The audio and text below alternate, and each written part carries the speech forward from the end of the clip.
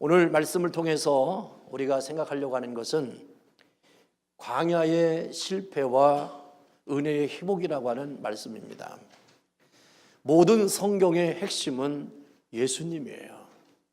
예수님께서 둘러선 무리를 향해서 요한복음 5장 39절에 이렇게 말씀하셨습니다.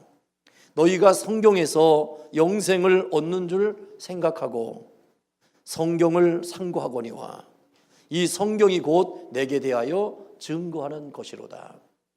사람들은 모세의 율법을 통해서 자기들에게 주시는 하나님의 영원한 생명이 있을 것이라고 하는 율법적 계명적인 삶을 추구했어요.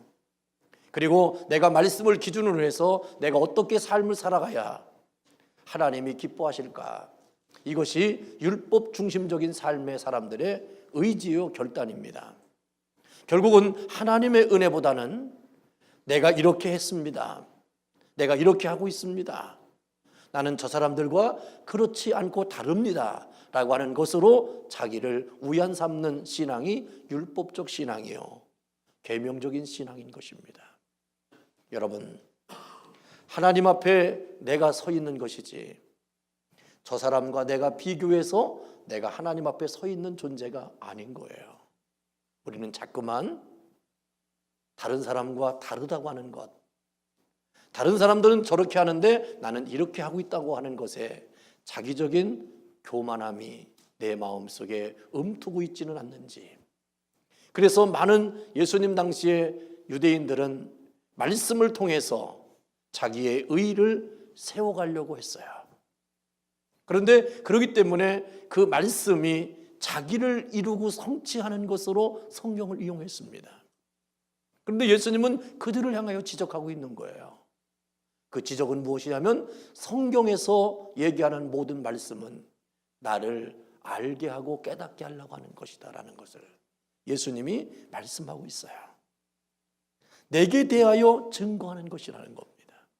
성경은 예수님에 대하여 증거하는 것이라는 거예요. 신약의 기록은 물론이거니와 구약 성경의 사건들이나 인물에 대한 기록도 성령의 감동으로 된 것으로서 예수 그리스도가 이 땅에 오셔서 어떻게 구원의 역사를 이루어갈 것인가를 보여주고 있었고요. 그리고 구약을 읽을 때마다 단순히 이스라엘 역사의 과거의 역사를 이해하는데 그쳐서는 안 되는 거예요. 구약 성경을 읽을 때에도 바로 이 땅에 메시아가 오실 수밖에 없고 예수님이 오셔야만 된다고 하는 사실을 우리는 구약 성경을 통해서 구속론적인 입장에서 성경을 보아야 돼요. 초림하신 예수 그리스도, 다시 재림하실 예수 그리스도를 읽어낼 수 있는 눈을 가져야 되는 것입니다. 그러므로 무엇보다도 우리의 마음의 눈에 가려져 있는 수고를 벗으라고 사도 바울은 권면하고 있습니다. 여러분들은 어느덧 내 앞에 수건이 내 눈을 가리고 있는 것이 있어요. 고린도후서 3장 14절에 보면 이런 말씀이 있어요.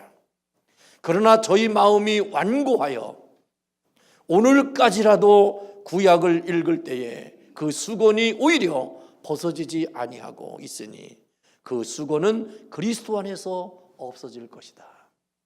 여러분, 예수님 안에 와야만 진정한 자유가 있어요. 예수님의 안에 오셔야만 여러분들이 평안을 얻을 수 있어요. 예수님을 믿어야만 여러분들 가려진 수건이 벗겨질 수 있어요. 여러분들 예수 앞에 나오지 않고는요, 내 마음의 완고함을 부드러운 옥토가 될 수 있는 길이 없어요. 우리는 자꾸만 나를 세우려고 하지 마셔야 됩니다. 내가 왜 눈앞에 수건이 가려져 있을까? 오늘 말씀은 내 마음이 완고하다는 거예요. 여러분들이 그렇게 고집 부릴 수밖에 없는 그런 의의가 있습니까? 내 말이 옳다라고, 이 말이 진정한 진리라고 고집 부릴 수 있는 나의 근거의 출발이 어디 있을까요? 우리에게는 없어요. 우리에게는 없는 거예요. 다른 사람의 생각을 꺾어버리고 다른 사람이 가지고 있는 마음을 내 생각으로 바꾸려고 하는 그 의도의 정점은 무엇일까요? 여러분, 예수 그리스도가 없이는요, 그렇게 해서는 안 되는 겁니다. 예수가 있는 사람들은요, 남을 어떻게 하려고 하지 않아요. 내가 부족합니다. 내가 잘못했습니다. 내가 회개해야 될 죄인입니다라고 고백해서 하나님으로부터 인쳐주시는 은혜와 진리가 나를 충만케 하시고 자유케 하시는 거예요.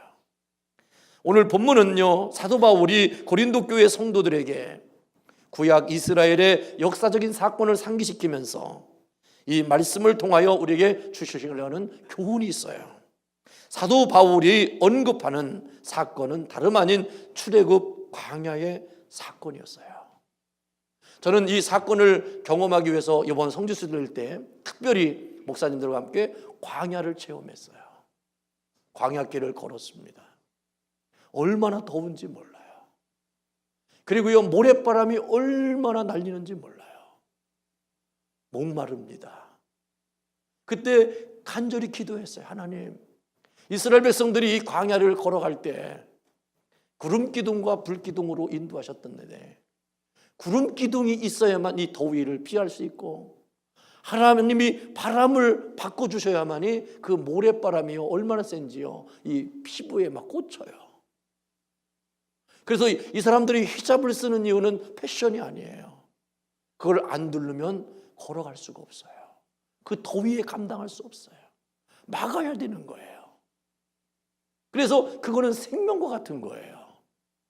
우리는 그걸 몰랐어요. 그 아랍 사람들이 그냥 광야를 체험한다니까 그 히잡을 팔려고 우리한테 자꾸만 강요하는 줄 알았어요. 저도요, 속지 않으려고 안 샀어요. 얼마나 후회했는지 몰라요. 그들은 우리에게 설명했어요. 그게 아니라고. 거기 가면 이것이 절대적으로 필요하다고. 돈의 문제가 아니에요. 그러나 우리는 문화가 다른 거예요. 몰랐던 거예요. 근데요, 그 광야길을 걸어가는데요, $5를 아낀 게 내 발등을 치는 거예요. 여러분, 그래서 기도했어요. 하나님, 구름 기둥을 보여달라고. 근데요, 한참 있다 보니까요, 저 먼 땅에 구름 기둥이 생겼어요. 그리고 구름이 다 새까맣게 된 거예요. 거기만 구름이 있는데 거기는 캄캄하게 돼 있어가지고 햇빛이 차단되니까 시원해 보이는 거예요. 그러나 거기는 나와 거리가 너무 멀기 때문에 갈 수가 없었어요. 그냥 지나가는 거죠. 여러분, 오늘 1절에 보면 이런 말씀이 있어요. 너희가 알지 못하기를 내가 원치 아니한다. 너희들이 꼭 좀 알았으면 좋겠다는 거예요. 너희들이 모르고 살지 않기를 원한다는 거예요. 우리는요, 너무나도 모르는 것이 많아요. 이걸 인정해야만이 여러분들이 알매 자리로 올라갈 수 있어요. 그런데 나는 다 아는 것처럼, 나는 모든 것을 다 깨달은 것처럼 이렇게 삶을 살다 보면요, 아는 것에 장애가 되는 거예요. 따라합시다. 나는 아는 게 너무 없습니다. 그런 마음으로 살면 옆 사람의 교훈이 그렇게 귀하게 들려지는 거예요. 한 소절 한 소절에 글을 읽고 책을 읽고 성경을 봐도요, 얼마나 나에게 깨달음이 되는지 알 수가 없어요. 혹시 여러분들이 알고 있다고 하는 것으로 인하여 다른 사람들의 권면이나 다른 사람들의 지적인 표현을 여러분들이 멀리하지는 않는지 다시 한번 우리는 되새겨봐야 돼요. 사도 바울이 1절에 얘기합니다. 너희가 알지 못하기를 내가 원치 않는다. 그러면서 2절과 4절의 말씀에 보면 의미심장한 신학적인 해석을 얘기합니다. 얼핏 보아서는 이해하기 어려운 표현이고요, 앞뒤가 맞지 않는 비유인 것 같아요. 조상들이 바다 가운데로 지나며 구름과 바다에서 세례를 받았다는 거예요. 우리 무리한 말인 것 같습니다. 세례는 차라리 홍해에서 수장된 애굽의 군사들이 받았다라고 얘기하면 괜찮죠. 왜? 홍해의 물에 완전히 잠겨서 그들이 그곳에서 죽음을 당했으니까.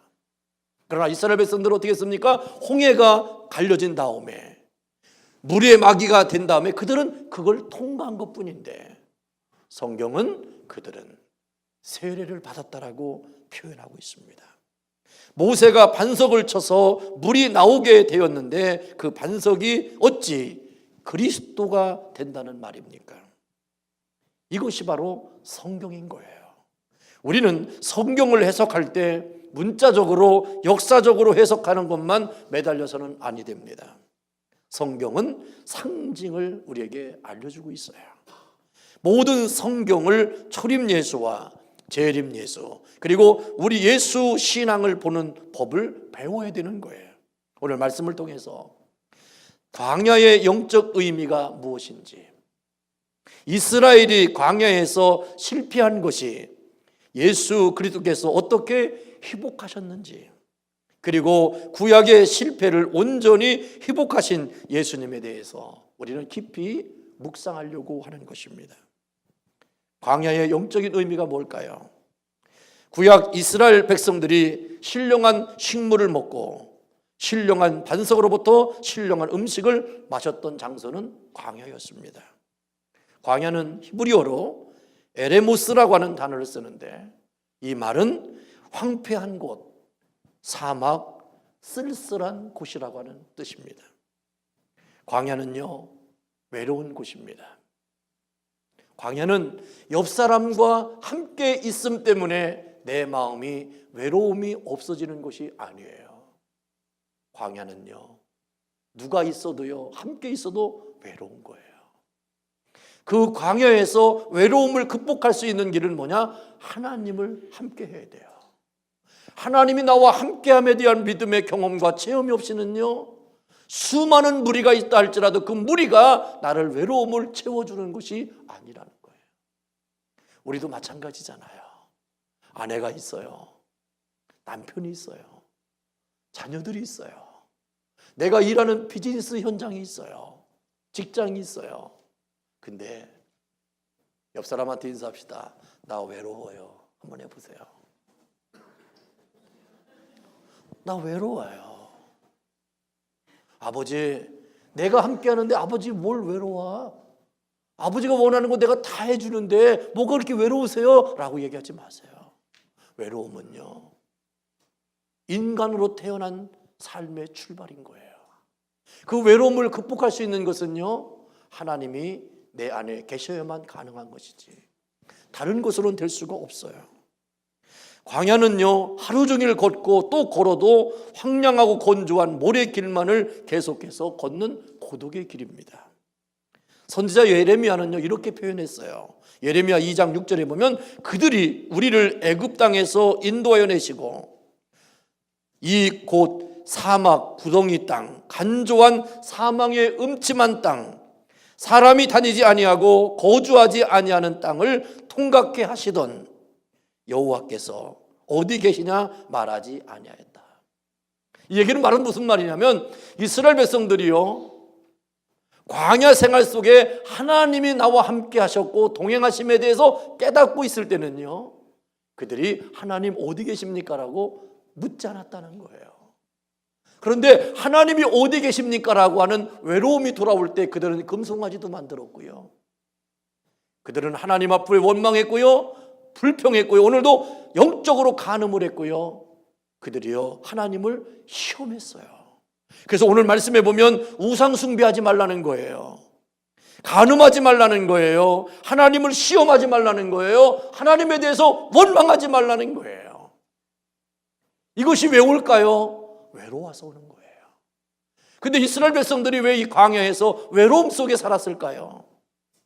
그 외로움을 극복하지 못한 것은 사람을 만나지 못했기 때문이 아니라 하나님이 함께 하심에 대한 깨달음의 깊이가 없었기 때문에 그래요.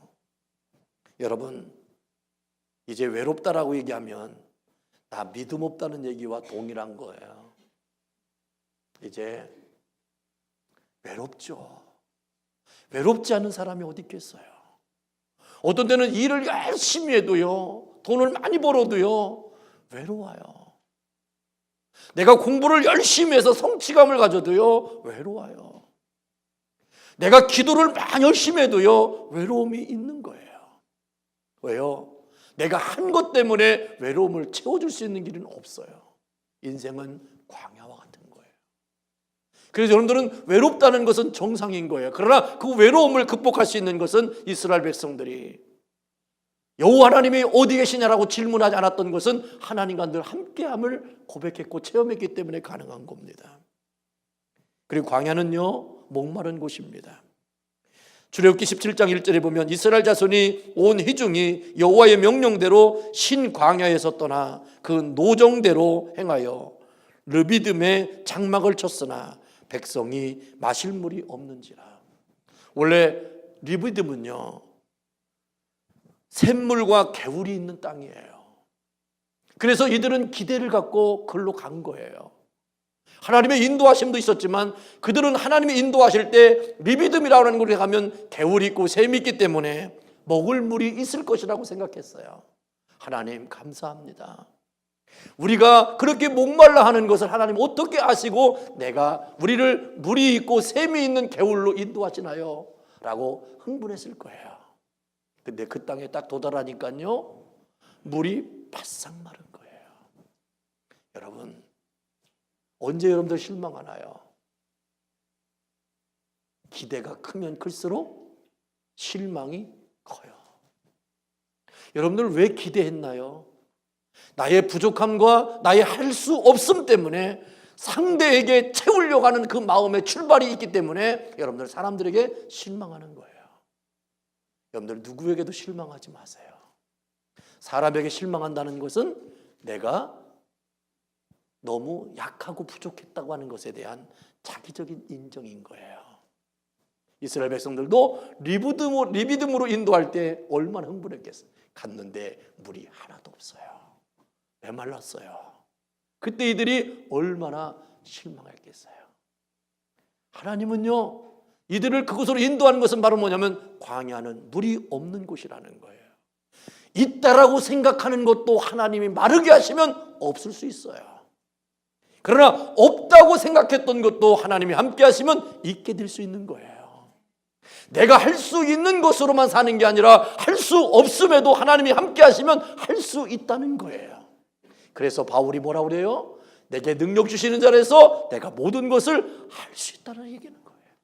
여러분들이 할 수 있음이 여러분들의 뭘로 또 출발되어서는 안 돼요. 여러분들이 할 수 있음과 되어짐의 모든 출발은 내게 있지 아니하고 하나님의 은혜에 있는 거예요. 이것을 믿음으로 여러분들이 고백하셔야 돼요. 그래서 르비딤으로 그들을 인도할 때 그들은 거기서 실망했어요. 왜? 하나님의 계획을 알지 못하고 자기들의 생각이 앞서갔기 때문에 그랬습니다. 세 번째로 광야는요, 짐승이 부르짖는 곳이라고 성경은 얘기하는데 신명기서 32장 10절에 보면 여호와께서 그를 황무지에서 짐승의 부르짖는 광야에서 만나시고 호위하시며 보호하시며 자기 눈동자같이 지키셨더라 그랬어요. 광야는요, 무서운 짐승들이 울부짖는 곳입니다. 짐승의 울음소리가 담긴 영적인 의미는 무엇일까요? 그것은 종말의 때에 짐승에 예표하는 적그리스도와 거짓 선자들에게 물리면 심판을 면치 못할 것에 대해서 얘기하는 거예요. 지금 우리는 광야 속에 살고 있어요. 우리를 가이드했던 선교사님이 이렇게 얘기해요. 목사님, 예루살렘의 성지순례에 오면 정말 기도 많이 하셔야 됩니다. 그리고 교인들이 성지순례 하러 간다고 할 때 담임 목사님이 대동하지 않으면 안 됩니다. 왜 그럴까요? 물었어요. 그랬더니 성지순례에 와서 감람산에 올라가서 기도하다 보면 거기는 영적인 역사가 되게 크기 때문에 영을 잘못 받는다는 거예요. 어떤 사람들은 거기 와서 기도하다가 자기가 자칭 성령님이 되는 사람들이 많대요. 예수님이라고 얘기를 못하고 자기가 성령님이라는 거예요.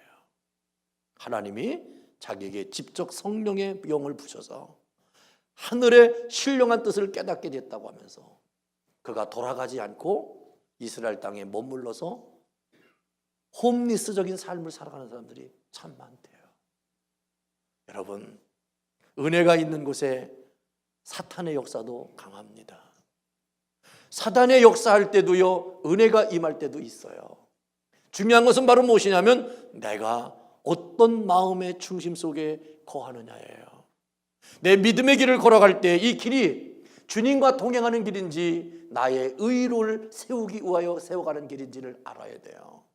여러분들이 비즈니스를 할 때도 이 비즈니스를 통해서 나는 하나님의 은혜를 경험하기를 소망하면 여러분들은 하나님이 더욱더 번성케 하세요. 야베스의 축복을 여러분들이 경험하게 할 거예요. 그런데 이 일로 인하여 나를 채우겠다라고 하고 내가 이루겠다고 생각하면 그 순간부터 욕심이 생기게 되고, 잠언서에 있는 것처럼 그 욕심이 앞서다 보면 어떻게 될까요? 내 손에 철장이 매이게 된다라고 성경은 얘기하고 감옥에 갈 일밖에 없다고 하는 거예요. 여러분, 우리는 살다 보면 오해를 받을 수도 있어요. 아무리 오해를 받아도요, 감옥에 가지 않으면 되는 거예요. 왜냐하면 모든 사람들은 오해할 권리가 있어요.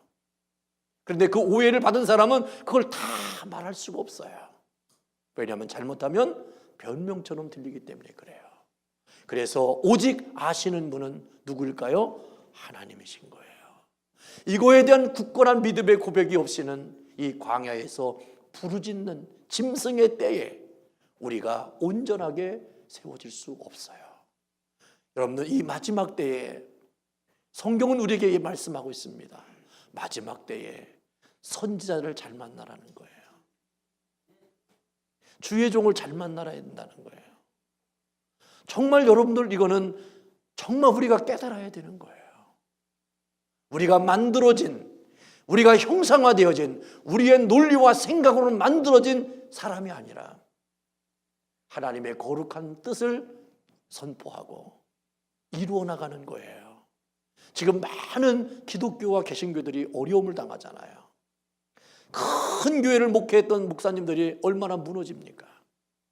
나중에 보면 그것이요, 엄청난 사회적인 무리가 되고 교회를 등지는 사람들이 있잖아요. 어떻게 그런 악한 것을 했는지 알 수가 없어요. 여러분, 우리는 저는 감사한 게 있어요. 작은 것이 축복인 게 뭐냐면 그렇게 할 수가 없다는 거예요. 여러분, 그렇게 할 수 없는 것이 축복 아니에요. 나는 그렇게 되어져도 나는 그 믿음을 지킬 수 있고 나를 지킬 수 있다라고 호언장담할 수 있는 사람이 어디 있겠어요? 그 상황이 되면 나도 모르게 그렇게 넘어질 수 있고 쓰러질 수 있을 거예요. 주변에 많은 사람들이요, 우상화시키고요, 당신이 하나님이십니다, 예수님입니다, 성령님이라고 막 띄우면 자기도 모르게 넘어지잖아요. 그래서 오늘 말씀해 보면 이렇게 표현하잖아요. 그런즉 선줄로 생각하는 자는 뭐 할까 조심하라, 넘어질까 조심하라는 거예요. 그래서 우리는 하나님을 향하여 원망하거나 하나님을 향하여 시험하거나 하나님을 향하여 영적인 간음을 하거나 내 마음속에 하나님 외에 다른 것으로 우상을 섬기는 일을 하게 되면 우리는 반드시 선 것처럼 보이지만, 겉은 멀쩡한 것처럼 보이지만 시간의 문제인 것이지 언젠가는 다 넘어질 수밖에 없는 존재예요. 광야에서 우리는 오직 여러분들이 쓸 수 있고 존재할 수 있고 여러분들의 생명의 믿음의 생명을 이어갈 수 있는 그 부르짖는 짐승떼들이 여러분들을 넘어뜨리려고 하고 물으려고 하고 여러분들을 하나님으로부터 떠나게 하려고 하는 요인들이 얼마나 많은지 몰라요. 저도 마찬가지예요. 목회를 하다 보면요, 별별 것을 다 가지고 얘기할 때가 있어요. 그럴 때마다 여러분들 다 어떻게 얘기합니까? 따라합시다. 기도해야죠. 기도해야죠. 이게 가장 작은 자가 외치는 하나님을 향한 신음의 고백입니다. 기도해야죠. 이 한마디에 하나님은 눈물을 흘리시는 거예요. 내가 말을 하고 내가 해결을 하고 뭔가를 이루려고 하려고 할 때는요, 제가 하는 거예요. 하나님은 말씀하세요. 내 명철을 의지하지 말고 하나님께 맡기라. 이 땅에는요, 부르짖는 짐승의 때가 얼마나 많은지 몰라요. 여러분, 이 세상에 사람들이, 어른들이 늘 그러잖아요. 짐승들이 무서운 게 아니라고. 누가 무서운 거라고? 사람이 무섭대요. 아니 왜 사람이 왜 무서워요? 사람을 사랑해야 되잖아요. 사람을 신뢰하고 사랑하면서 같이 사는 거잖아요. 근데 어른들이 늘 얘기해요. 사람이 무서운 거래요. 저는요 그 말을 절대로 안 믿었어요. 근데 제가 목회하면서 믿게 됐어요. 사람이 무서운 거예요. 여러분들 성도님들이 얼마나 무서운지 몰라요. 여러분들은 꼭 도깨비 같아요. 놀란 사람들 같아요. 여러분 왜 그럴까요? 은혜 안에 있으면요 사랑스럽고 귀하고 존귀하지만 내 안에 은혜가 떠나면요, 여러분 예수 믿는 사람들도 보니까 안 믿는 사람들보다 더 독하고 나쁜 말을 많이 하더라고요. 여러분 이 세상은 부르짖는 짐승의 떼가 광야에 넘쳐나듯이요. 근데 광야에 가보니까요 들짐승들이 얼마나 말랐는지 몰라요. 우리가 쓰러지면요, 제가 쓰러지면요 나 먼저 가장 뜯어먹게 생겼더라고요. 왜냐면 가신 분들 중에 내가 그래도 듬직하게 생겼어요. 먹을 만하게 생겼어요, 짐승이 볼 때. 근데 광야에 짐승이 있는 여우들이나 뭐 늑대들이나 보니까요 빼짝 말랐어요. 왜? 그들은요 이 척박한 땅에서 먹을 것이 만족이 안 되니까. 그러니까 뭔가가 물을 거지가 있으면 그냥 수척할 수 없는 거예요. 그래서 절대로 혼자 다니지 말아야 된다는 거예요. 함께 해야 된다는 거예요. 여러분들 예수님과 주님과 늘 함께 하시길 바랍니다. 그렇지 않으면 여러분들 내 믿음 내가 혼자 못 지켜요. 여러분들이 혼자 믿음을 지킬 수 있도록 하나님 만들어주자. 그래서 하나님은 두세 사람이 모인 곳에 내가 너희와 함께 하겠다는 거예요. 그리고 광야는요 뱀이 있는 곳이라고 그랬어요. 신명기서 8장 13절에 보면 15절에 보면 너를 인도하여 그 광대하고 위험한 광야 곧 불뱀과 전갈이 있고 물이 없는 간조한 땅을 지나게 하셨으며 그랬어요. 광야에는요 맹독을 가진 뱀과 전갈이 득실거립니다. 한번 물리면 우리는 죽습니다. 그들이 하나님을 원망하다가 어떻게 됐어요? 불뱀이 나서 막 물기 시작했잖아요. 그때 모세가 기도하잖아요. 그 느부산에도 이번에 갔었어요. 그 산에 가니까 모세의 노뱀이 높이 걸려 있더라고요. 그거 보라는 거예요. 그때 하나님께서 이스라엘 백성이 불뱀에 물려 막 죽게 되니까 모세를 찾아와서 얘기하잖아요. 당신과 하나님 앞에 우리가 범죄했으니 우리가 어떻게 했으면 좋겠냐, 우리 살려달라고 기도할 때 모세가요 속도 좋아요. 야, 니네 나를 원망하고 그렇게 하더니 싸다. 빨리 죽어야지. 불뱀에서 물려야 되지 않겠니? 그 불뱀이 어떻게 저렇게 영악한지 몰라. 그렇게 입을 내물고 원망하고 불평했던 사람들 어쩌면 찾아가서 그렇게 콱콱 잘 물어주냐? 이렇게 모세가 신났을 거예요. 그러나 모세는 그렇지 않았어요. 그들이 부탁하니까 하나님 앞에 엎드려 기도해요. 하나님, 저 백성들이 회개했어요. 용서해달래요. 하나님 어떻게 했으면 좋겠어요. 기도했더니 노뱀을 갈아 다 다르라고 그러잖아요. 그 노뱀을 장대에 높이 달았어요. 하나님 말씀하셨어. 저 노뱀을 바라보는 사람마다 하나님께서 살려주신다. 근데요 불뱀을 물렸어도요 사는 길을 열어주었는데 그들이 그 말씀을 안 믿고 죽은 사람이 많은 거예요.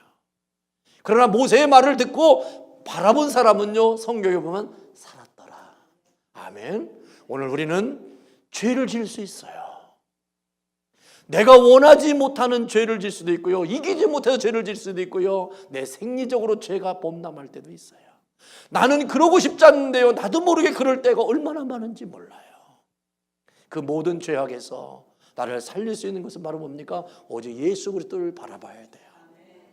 예수님을 바라보면, 예수님을 믿으면 용서 안 될 것이 뭐가 있겠어요?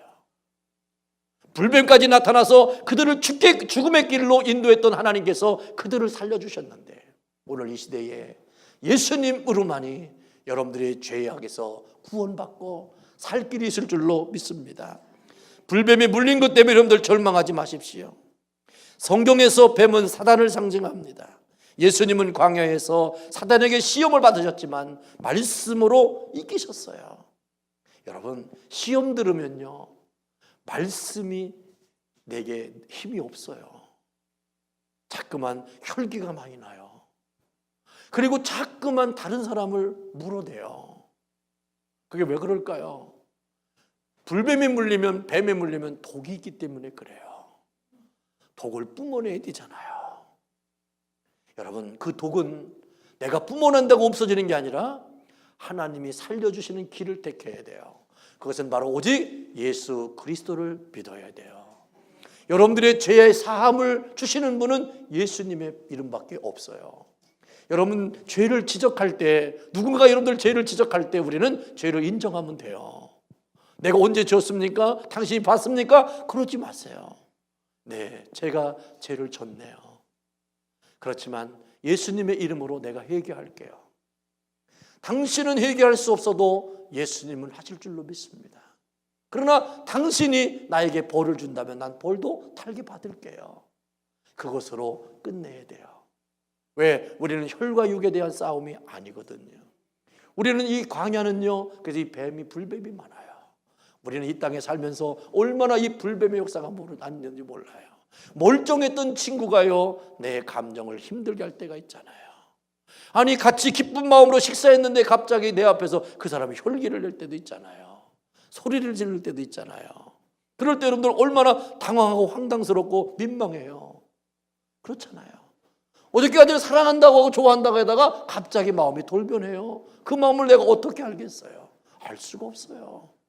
여러분, 이 땅에는요, 교회 안에도요, 불뱀이 얼마나 많은지 몰라요. 교회 밖에도 많지만 교회 안에도 참 많습니다. 그래서 여러분들 절대로 물리지 마세요. 물리지 마세요. 왜? 광야에서는요, 이런 사건들이 얼마나 많은지 알 수가 없어요. 저는 광야 체험을 하면서 정말 이곳에서는 죽겠구나. 이 광야에서 하나님이 인도하시고 책임져 주지 않으면 죽을 수밖에 없는 것이 나였구나라는 것을 깨닫게 돼요. 여러분, 이 광야의 삶, 광야의 인생, 불뱀이 넘실대고 삼킬 자와 물을 자를 찾고 다니는 이때에 우리가 경성하여 깨어있지 아니하면 다 물리게 돼 있어요. 마지막으로요, 광야는요, 사망의 음침한 땅이라고 했어요. 예레미야 2장 6절에 보면 이런 증거가 있습니다. 광야는 하나님의 은혜를 망각한 곳으로 건조할 뿐만 아니라 죽음의 심판이 있는 곳이라는 것입니다. 성도 여러분, 이처럼 광야는요, 십자가의 고난의 길로 생각할 수 있어요. 광야는 좁은 길이에요. 하나님이 그 인도하시는 가운데에서 구름기둥과 불기둥의 보호하심과 지키심이 아니하면 절대로 살아날 수 있는 곳이 아니에요. 오늘 이 시대에도 우리도 마찬가지예요. 내가 뭔가를 함으로 살 수 있는 것이 아니라 십자가의 은혜와 십자가의 은총 외에는 우리가 자랑할 것이 없다고 고백했던 바울의 고백은 영원한 진리가 될 줄로 믿습니다. 그러므로 이스라엘 백성이 40년 동안 매일 아침 만나라고 하는 것을 기적적으로 하나님이 먹이셨고, 그가 애굽이라고 하는 궁정에서 맛본 것이 아니었어요. 그리고 여러분들, 이스라엘 백성들이 40년 동안 광야의 삶을 살면서 그들이 물이 없을 때 하나님은 반석을 통하여 물을 먹게 하셨어요. 근데 그 반석에는요, 두 가지 사건이 있어요. 르비딤의 사건과 반석과 가데스의 반석이 있어요. 르비딤의 반석은요, 저한 반석입니다. 그거는 쳐가지고 갈라지면 되는 거예요. 그러나 가데스 반이라는 반석은요, 고한 반석이라 해서 이게 쳐면, 지팡이로 치면 절대로 깨지지 않는 반석이에요. 근데 모세는 한 번의 자기적인 경험 때문에 하나님은 그 고한 반석을 명하여 물이 나오라고 했잖아요. 그런데 반석은, 모세는 어떻게 했어요? 사람들에게 보여주고 싶은 것이 있었던 거예요. 그래서 반석을 친 거예요. 그런데 하나님은 모세의 권위를 세워주는 하나님이 아니에요. 하나님의 말씀을 통하여 백성들이 하나님이 살리시는 역사인 거예요. 우리는 기억해야 돼요. 나의 권위를 세우려고 말씀을 이용하면 하나님은 어떻게 될까요? 모세를 가나안 땅에 들어가지 못하게 하셨어요. 하나님의 말씀은 나를 세우는 게 아니에요. 하나님의 말씀에 나는 순종하는 사람이에요. 그래서 그 순종에서 하나님이 하나님의 뜻을 이루어 나가기를 작정한 백성들에게 풍성한 물을 먹이는 것이 하나님의 뜻인 거예요. 모세는요, 하나님의 영적인 권위의 말씀을 가지고 자기를 세우려고 하다가 그는 가나안 땅에 들어가지 못했어요. 오늘 우리는 깨달아야 됩니다. 하나님이 이렇게 역사하시고 은혜를 베풀어 주시고 여기까지 인도하신 것에 대한 감사와 감격을 잃어버리면 안 됩니다. 지금까지 살아온 가운데 하나님의 은혜가 아니었다고 하는 것이 없을 만큼 우리는 놀라운 은혜를 받은 사람들이에요. 뒤돌아보면 하나님의 은혜가 손길이 안 미친 것이 없을 만큼 하나님은 지금을 있게 하신 분이 하나님이셨어요. 에베네셀로 역사하시는 그 하나님에 대한 고백이 나를 세우는 것으로 여러분들 존재하면 안 돼요. 하나님은 나를 세우려고 하지 않고 나를 통해서 영광을 받으시기를 원하시는 거예요. 여러분들이 끊임없이 그 하나님을 고백하며 인정할 때 놀라운 일들을 이루셨어요. 제가 이스라엘 백성들에게 하나님께서, 예수님께서요, 5병 2호와 7병 2호를 통해서 5,000명과 4,000명에게 먹이신 광야에서 내가 말씀을 묵상했어요. 그때 그곳은 척박한 땅이기 때문에 사람들은 엄청나게 몰려들고 집들이 없기 때문에 그 광야에서는 먼 길을 가야 되기 때문에 그들을 먹일 수 있는 길이 없었어요. 예수님은요, 분명히 빌립에게 이렇게 질문합니다. 성경은요, 이렇게 얘기해요. 빌립을 시험하려고 했다는 거예요. 빌립아, 이들에게 먹을 것을 먹여서 돌려보내야 될 텐데 어떻게 했으면 좋겠니라고 질문했어요. 그때 정말 믿음의 사람이라면, 예수님이 누구인지를 알았다면 빌립은 이렇게 얘기했을 거예요. 주님이 원하시면 하실 수 있을 거예요. 예수님 어떻게 하실까요? 이렇게 대답을 해야 돼요. 근데 빌립은요, 이렇게 얘기했어요. 예수님, 이들에게 빵을 먹이려면요 200데나리온의 돈이 필요합니다. 그리고요, 예수님, 지금은 저녁이에요. 200데나리온이 있다 할지라도 아침에 빵이 있지 저녁에는 빵이 없어요 라고 얘기했어요. 빌립은요, 생각과 계산과 지식의 자기 앓을 예수님 앞에 얘기한 거예요. 예수님은요, 이렇게 말씀하셨을 거예요. 그건 나도 안다. 여러분, 우리는 나도 아는 것으로 살지 마셔야 돼요. 그때 안드레가 뭐라 그래요? 예수님, 여기에 한 아이의 도시락이 있어요. 이것을 가지고 무엇을 하실 수 있을까요? 아니다, 가져와라. 예수님이 축사하시고 축복하시고 백성들이 원하는 대로 나눠주라고 할 때, 그러면서 이렇게 얘기해요. 나눠주고 남은 것을 버리지 말고 바구니에다 담아라. 그랬더니 나중에 어떻게 됐어요? 다 원하는 대로 나눠주고도 12강지가 남았어요. 근데 거기서 말씀을 읽는데요, 저는 그 말씀이 믿어지더라고요. 그 말씀이 믿어져요. 왜? 이 상황에서는, 이 환경에서는요, 예수님이 충분히 그랬었을 것이고요, 그렇게 됐을 거예요. 이것이 바로 성경이에요. 여러분, 우리는 광야의 삶을 살면서 너무나도 원하지 않는 일, 엄청난 일들을 여러분들이 삶 가운데 경험할 거예요. 부딪힐 거예요. 그러나 여러분들 걱정하지 마세요. 왜냐하면 주님이 나와 함께 하잖아요. 주님이 나와 동행하시잖아요. 그분이 여러분들의 아버지가 되주시고요, 주님이 되주시잖아요. 우리의 가장 근심과 걱정은 뭐냐? 내 안에 주님이 떠나는 거예요. 하나님의 말씀이 식어진 거예요. 하나님에 대한 사랑이 식어진 거예요. 첫사랑을 잃어버린 거예요. 아니, 첫사랑만 내 안에 있고 예수님이 내 안에 있고 말씀과 진리가 내 안에 충만하다면요, 우리는 걱정 근심할 것이 하나도 없어요. 왜요? 걱정 근심하는 것이 여러분들 사치예요. 예수 믿는 사람들은요, 걱정 근심하는 것이 사치예요. 그런 거 할 필요 없어요. 나는 믿음의 고백만 하기에 바쁜 거지. 하나님이 이렇게 하실 겁니다. 하나님 이렇게 역사하시고 계시고 일을 준행하십니다라고 하는 고백이 우리 안에 생명처럼 넘쳐나기를 주의 이름으로 축원합니다. 요한계시록에 보면요, 예수님의 이름 때문에 구약 성경에서 창세기에서 막아졌던 모든 것들이요, 예수의 이름으로 모든 것이 다 회복되어지고 해결되어졌다고 하는 것이 요한계시록의 완성이에요. 이제 여러분들 예수의 이름으로만, 여러분들의 예수님의 이름 때문에, 예수님의 이름으로 여러분들 승리하는 여러분들의 삶이 되기를 주님의 이름으로 축원합니다. 기도하겠어요. 할렐루야. 아버지 하나님, 고맙고 감사합니다. 이스라엘 백성 중에 절대 다수가 광야의 생활에서 결국 실패로 끝났습니다. 오늘 말씀처럼 저희의 다수를 하나님이 기뻐하지 아니하신 거로 저희가 광야에서 멸망을 받았느니라. 모세의 지도력에 한계가 있습니다. 율법에 한계가 있습니다. 그러나 예수님의 이름의 한계는 없습니다. 우리 사랑의 교회와 우리 사랑의 교회 온 성도에게 그 예수님의 이름의 복된 믿음의 권세가 이 광야 생활을 하고 있는 저희들의 삶 속에 이제는 광야 생활의 실패가 아니라 은혜의 희복이 예수의 이름으로 된다는 것을 오늘 깊이 마음에 각인하고 믿음의 최후의 승리자들로 우뚝 세움받는 하나님의 사람들로 복의 복을 더하시기를 예수님의 이름으로 축복하며 기도하옵나이다. 아멘.